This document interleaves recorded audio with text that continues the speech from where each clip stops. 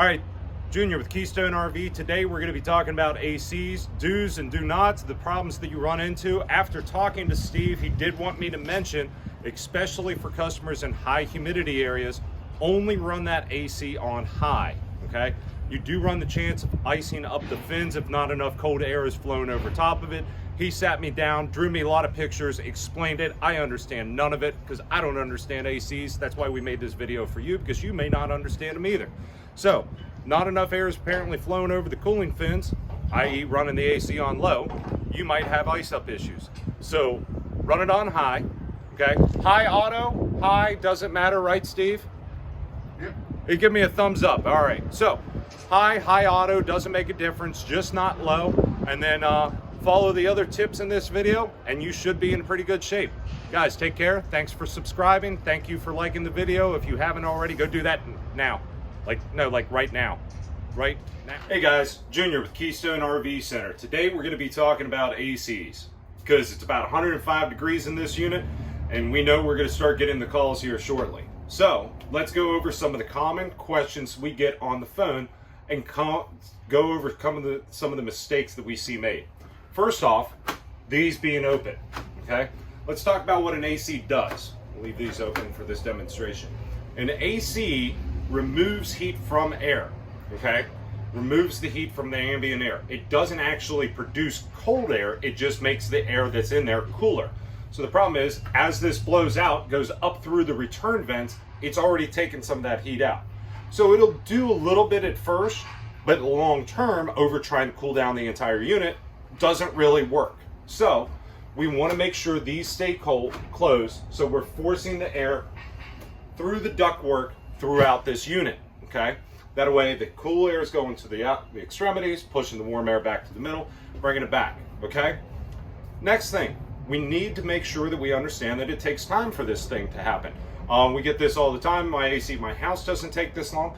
That's because you got to keep in mind, this is a parked car rolling down the highway, more or less, sitting in a parking lot, okay? It's like 120 when we get it to the campground, okay? At 12 o'clock.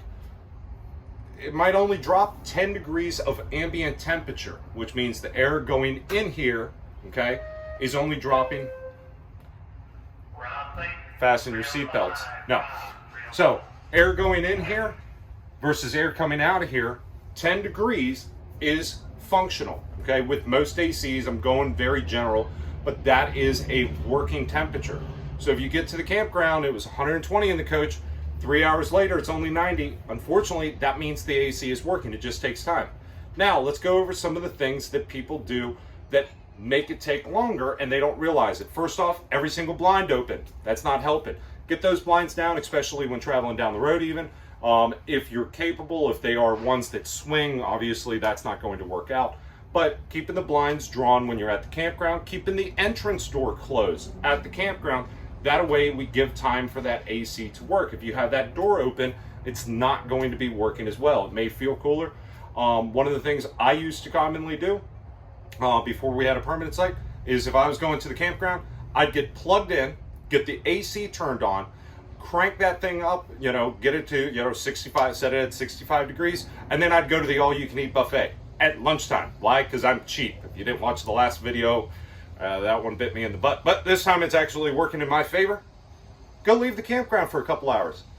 Have your swimming suits and towels in a separate little bag right in the front storage compartment, flip-flops ready to go. That way when I come back from the buffet, I can go hang out at the lazy river for a few hours, okay? So go ahead and have a couple of Monster Energy drinks, or Cherry Cokes is what I drink now when I'm not on my diet.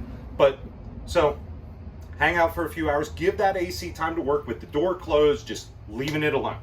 Works out great for me. But you have to understand, this device is awesome, but it takes time. The other thing you have to keep in mind, it depends on where you're sitting too. Backed into a nice little shady spot, awesome.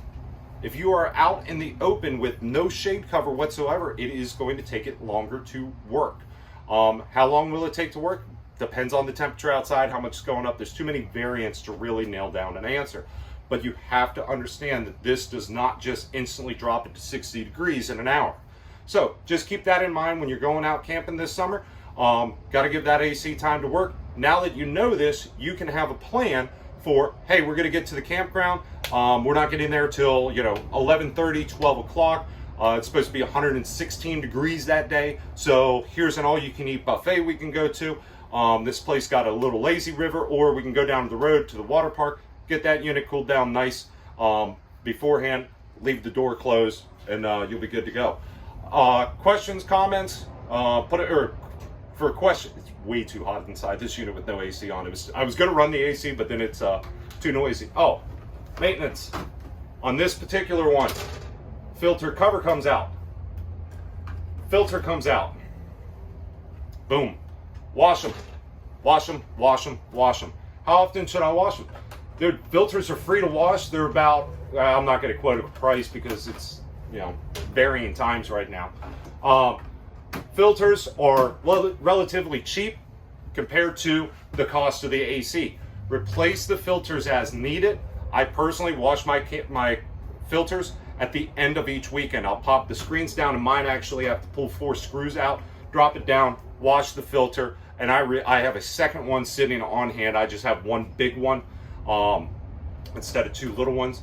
But yeah, keep them washed, keep them replaced as needed, and then that'll hopefully keep your AC replacement down. Other things to do with your AC. Guys, comment down below. Let us know what questions you might have about this, what more details you want.